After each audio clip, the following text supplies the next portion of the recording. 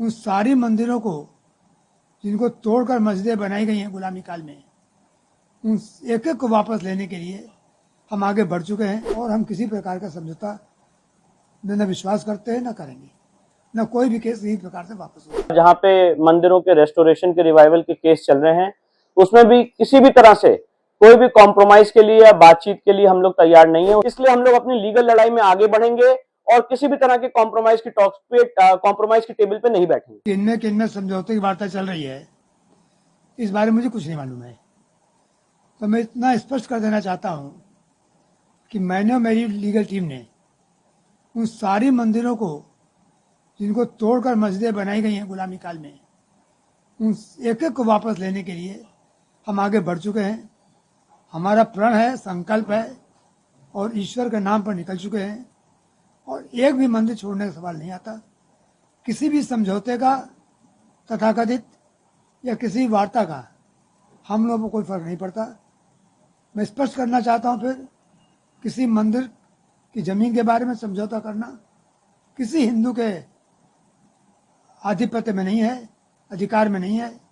कोई जमीन मंदिर की भगवान की होती है और भगवान की जमीन के बारे में कोई मनुष्य समझौता करके दूसरे को नहीं दे सकता। जो मंदिर एक बार बन चुकी है वो मंदिर है, आज भी है। उन एक को वापस लेना हर हिंदू की ड्यूटी है, कर्तव्य है कि उसको वापस ले। और हम इस दिशा बढ़ चुके हैं और हम किसी प्रकार का समझौता न विश्वास करते हैं न करेंगे, न कोई भी केस इसी प्रकार से वापस होगा। जिस तरीके से काशी, मथुरा, वृंदावन सबके केसों को आप देख रहे हैं, तो अब ये लोग चाहते हैं कि क्या आगे के जो केसेस हैं उन पे काम ना हो पाए? देखिए, मैंने अभी आपसे कहा और फिर कह रहा हूँ कि 3 नहीं 3,000 हो, 30,000 हो, इससे मतलब नहीं है। जो मंदिर तोड़कर मस्जिदें बनी है उन एक एक को वापस लेना हमारा संकल्प है और हम उसके लिए आगे बढ़ चुके हैं और किसी में पीछे हटने का सवाल नहीं आता। कोई न तो मुकदमा वापस होगा और न आंदोलन समाप्त होगा। मैं जानता हूं कि कार्य में देरी हो सकती है, समय लग सकता है, परंतु ये केसेज और यह आंदोलन देश की दशा और दिशा बदलने के लिए पर्याप्त है और देश हिंदू राष्ट्र की तरफ बढ़ रहा है और ये मंदिर बिल्कुल बनेगा। हो सकता है कि इसके लिए हिंदू राष्ट्र बनाना पड़े।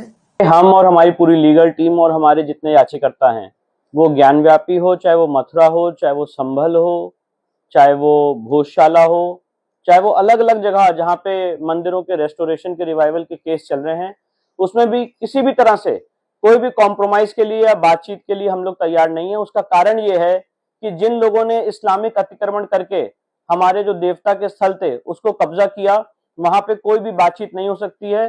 राम मंदिर के केस में हम लोग ने पूरा देखा कि किस तरह से बातचीत का दौर चला और उसके बाद हमारा केस कमजोर हुआ।